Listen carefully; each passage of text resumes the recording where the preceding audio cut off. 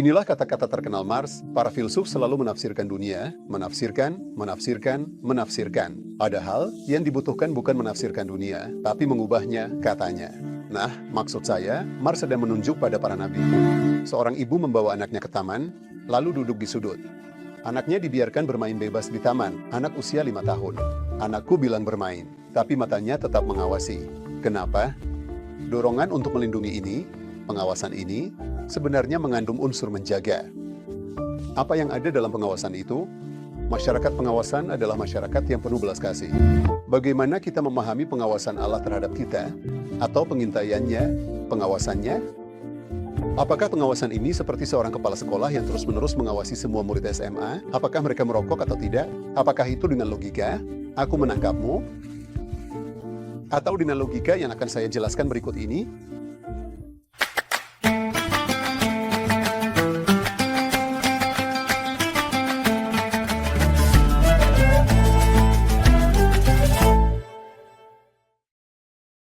Peserta sukarelawan. Ada proses transparansi. Jadi, baik Anda maupun saya.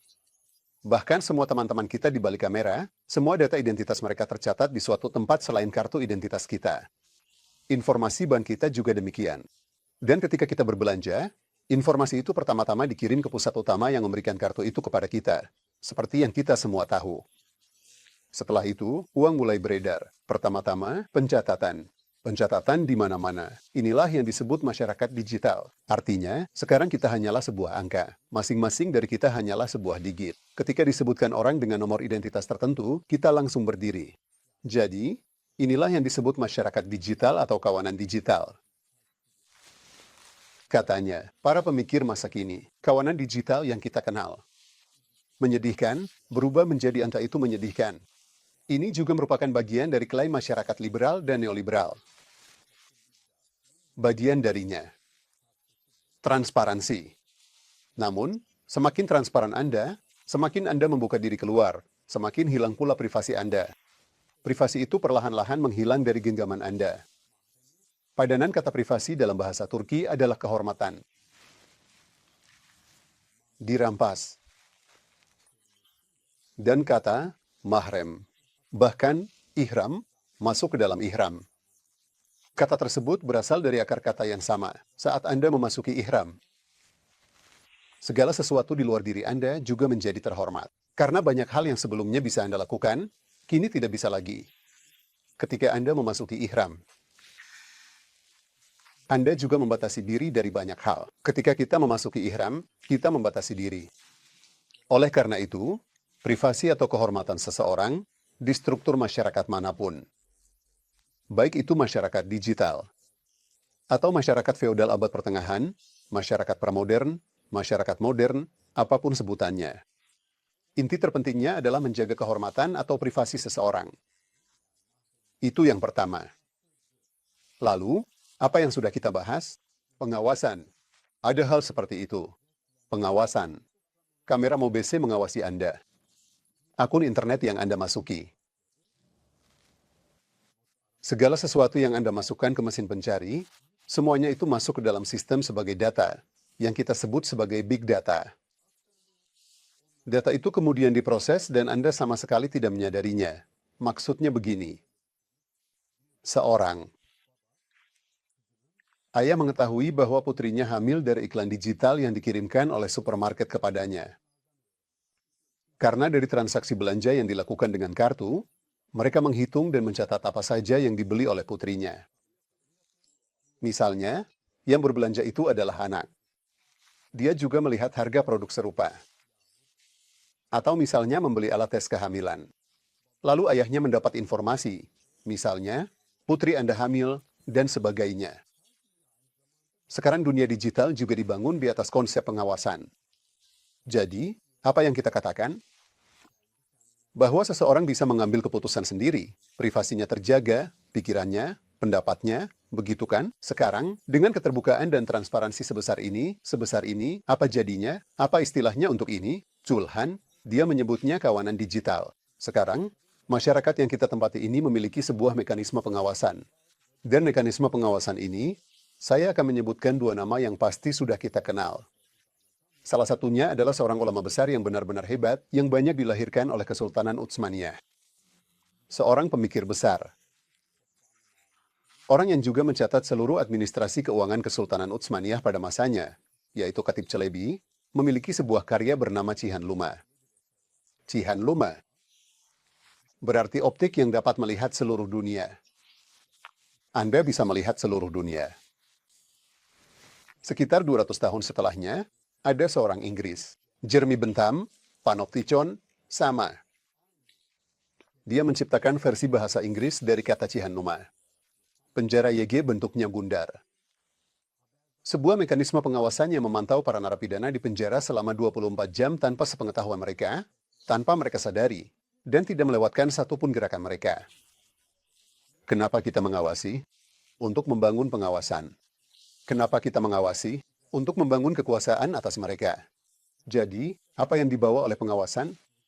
Pengawasan membawa pengendalian. Pengawasan adalah cara bagi orang yang mengawasi untuk membangun kekuasaan atas masyarakat yang diawasi. Ini disebut sebagai semacam enfokrasi. Jadi, info berarti informasi, berarti data. Enfokrasi, krasi, berarti menciptakan atau mengelola kekuasaan. Enfokrasi adalah masyarakat yang dikelola oleh informasi. Semakin banyak Anda memiliki informasi, semakin banyak data yang Anda miliki, Anda akan mengendalikan pemilik data itu. Anda mengawasi pemilik data itu. Dan Anda membangun kekuasaan atas mereka.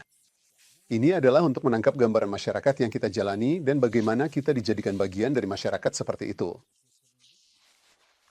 Untuk melihatnya ini, saya mengingatkan ini agar kita bisa memperhatikannya. Dengan informasi dikumpulkan, telah dibangun sebuah dominasi. Sebuah dominasi memang telah dibangun. Disinilah konsep psikopolitik yang dihasilkan dalam hal ini berperan. Artinya, di sini juga berjalan proses-proses yang akan mempengaruhi keputusan politik Anda. Psikopolitik adalah, saya menilai dan mengumpulkan data Anda. Dan dengan cara yang memungkinkan Anda memilih partai yang Anda inginkan dari antara partai politik yang mungkin berpartisipasi dalam pemilihan berikutnya. Saya memasukkanmu ke dalam proses-proses yang akan mempengaruhi psikologismu, psikopolitik. Sekarang, kita benar-benar telah dibuat sangat terbuka untuk dikendalikan dari luar. Inilah yang disebut psikologi massa. Ketika Gustav Le Bon menulis tentang ini, sebenarnya kita bahkan belum memasuki dunia digital. Tapi kita sekarang sedang mengalami salah satu proses utama yang dia prediksi, yaitu proses yang mempengaruhi psikologi massa. Yaitu, di dunia digital ini bagaimana? Kita diubah menjadi objek yang diawasi dan dikendalikan. Lalu, kenapa saya mengeluhkan hal ini? Salah satu nama Allah adalah Rakib, dan keluhan saya ini berkaitan dengan itu. Apakah Rakib itu berarti yang mengawasi, atau yang memperhatikan? Jadi, istilah murakabah juga berasal dari sana. Di situ memang ada unsur pengawasan. Dia juga melihatmu. Dia juga memperhatikanmu. Sebenarnya, keduanya tanpa saling berkaitan satu sama lain. Kak mengawasi, bisa begitu? Bisa juga dilihat seperti ini. Misalnya, dari contoh yang kita semua tahu, seorang ibu membawa anaknya ke taman. Ia duduk di salah satu sudut. Anaknya dibiarkan bermain bebas di taman. Anaknya berusia 5 tahun, ia berkata, "Nak, mainlah." Tapi matanya tetap mengawasi anaknya. Kenapa? Karena naluri melindungi itu, pengawasan ini sebenarnya adalah bentuk penjagaan. Itu mengandung unsur tersebut. Apa yang ada dalam pengawasan? Masyarakat pengawasan adalah masyarakat yang penuh belas kasih. Dalam pengawasan, ada belas kasih, ada empati, ada perlindungan. Dalam pengawasan, ada unsur mendisiplinkan, menertibkan, dan membangun kekuasaan atas orang lain. Jika kita memisahkan kedua kata ini, apakah agama akan mendapat tempat di masyarakat jika ia mendasarkan dirinya pada pengintaian? Atau justru pada pengawasan? Karena saya ingin kata, mengawasi, lebih ditonjolkan. Mari kita hadapkan kedua kata ini. Mari kita potret masyarakat tempat kita hidup saat ini. Lalu, bagaimana kita bisa mengubah hal-hal negatif dan proses-proses yang merugikan kita dalam foto ini menjadi sesuatu yang baik, menjadi kebaikan untuk semua orang? Mari kita selami pemikirannya. Saya ada di sana. Saya juga kepikiran ada persepsi seperti ini. Pak, dengan baik. Anda tadi bilang tentang seorang ibu yang mengawasi anaknya, dan saya akan mengambil contoh dari pengawasan itu. Lagi. Di situ, perasaan yang dirasakan anak juga tampaknya penting. Karena apakah ibunya mengawasinya dengan cara yang melindungi, penuh kasih sayang, dan penuh belas kasihan, atau justru menekan anaknya? Apakah dia mendominasi untuk mendisiplinkan anaknya? Jika anak juga merasakannya seperti itu, sebenarnya itu bisa dianggap sebagai intervensi terhadap kebebasannya. Bagus sekali.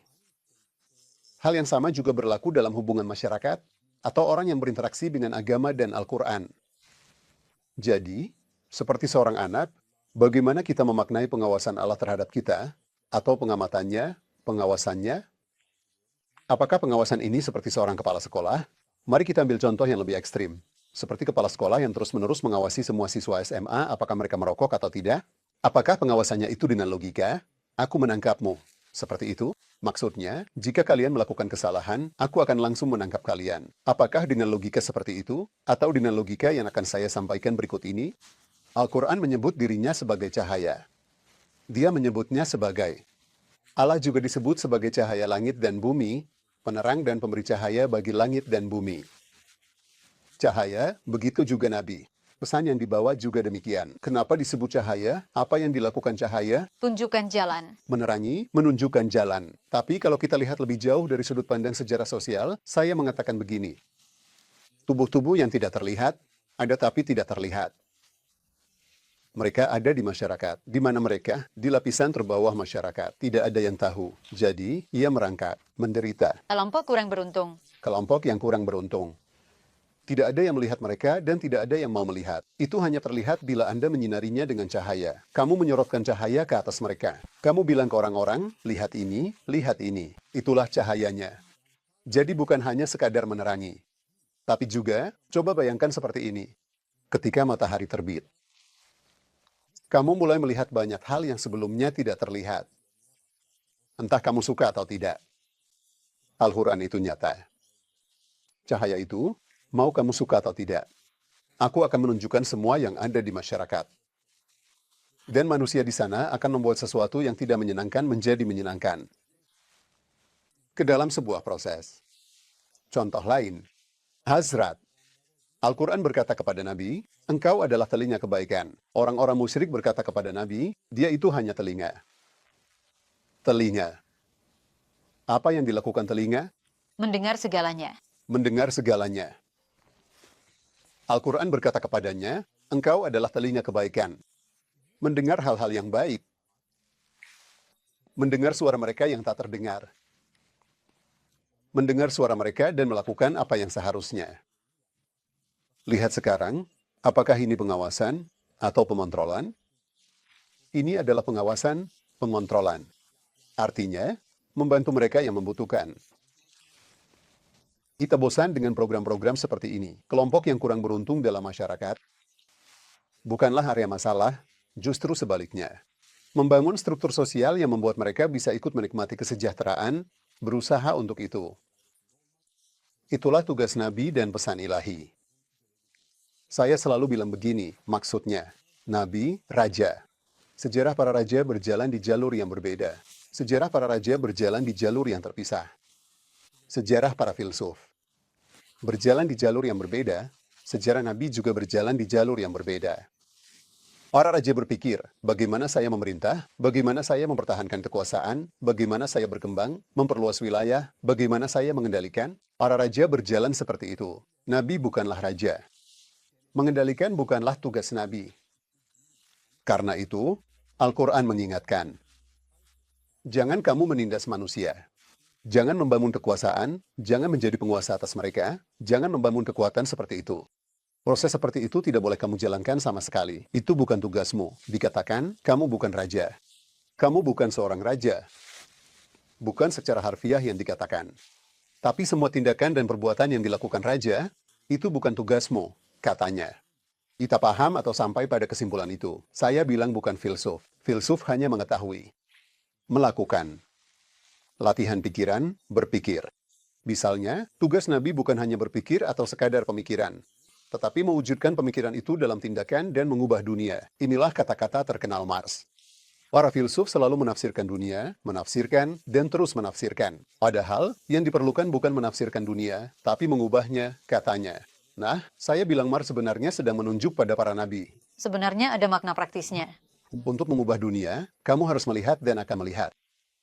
Kalau yang kamu lihat itu butuh bantuan, kamu harus membantunya. Kamu harus menjadikannya bagian dari hidupmu, bagian yang membangun dan aktif. Bukan sekadar, oh dia butuh, mari kita lihat sebentar. Bukan seperti itu. Kamu harus menjadikannya unsur yang membangun. Jadi bayangkan, tidak akan ada satupun orang dengan disabilitas yang tidak ikut berpartisipasi aktif dalam kehidupan. Anak autis kita juga akan ikut serta. Anak dengan sindrom Down kita juga akan ikut serta. Seorang mahasiswa yang saya sayangi pernah membuat disertasi doktoral. Down adalah tentang sindrom. Saya tanya, kenapa kamu memilih topik disertasi seperti ini? Dia bilang, Pak, itu karena adik saya. Itu sindrom Down. Karena itulah, dan sebagai bagian dari sebuah penelitian, dia mengumpulkan anak-anak dengan sindrom Down di Ankara. Dia pasti akan mendengarkan video ini. Saya yakin. Dan dia membawa Hak Bayram Veli ke masjid untuk salat. Anak-anak dengan sindrom Down. Dia bilang, saya tidak bisa menggambarkan kebahagiaan anak-anak itu kepada Anda, Pak. Dia bilang, saya tidak bisa menceritakan apa yang mereka alami hari itu di sana. Karena kebanyakan dari mereka hanya dikurung di rumah. Mereka bahkan tidak bisa keluar. Sekarang, bukankah kita sudah bilang apa? Mereka harus bisa menikmati semua fasilitas dan kesempatan hidup. 1. Kalau bisa, juga di tempat-tempat di mana kehidupan dibangun. Kita akan memberikan peran kepada mereka seperti itu. Pada rentang 3 hingga 9 November, organ. Saya ikut dalam sebuah program di Pekan Donasi Organ. Setelah acara, teman-teman yang mengorganisir bilang, Pak, di lantai bawah ada konser anak-anak dengan cerebral palsy.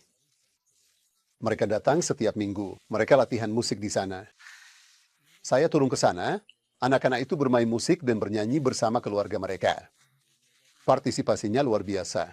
Sungguh luar biasa. Kelompok yang kurang beruntung ini milik kita semua. Anak-anak mereka adalah saudara kita semua. Ini hal yang bersifat sosial.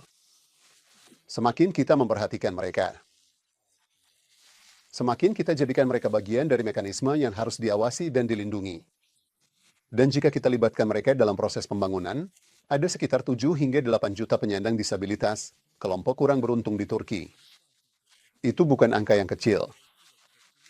Oleh karena itu, masyarakat yang memperhatikan semua lapisan seperti ini, menjaga privasi, martabat, rasa empati timbal balik, serta kebersamaan dan keberadaan bersama. Ketika proses-proses untuk mewujudkan kehidupan bersama ini dijalankan, maka martabat itu akan meningkat ke tingkat yang lebih tinggi. Krim, inilah yang menjadi kegelisahan saya di sini. Kita benar-benar sangat transparan, semua data dan informasi kita terbuka kemana-mana. Pengawasan yang akan dibangun di atas kita, kekuasaan yang akan dibentuk atas kita, sebisa mungkin harus diminimalkan, juga dalam hal agama. Mekanisme pengawasan dan perlindungan ini perlu lebih meningkatkan kesadaran di sana. Semoga itu menjadi upaya kita. Saya sangat menginginkannya. Itu benar-benar sebuah kesadaran yang sangat penting.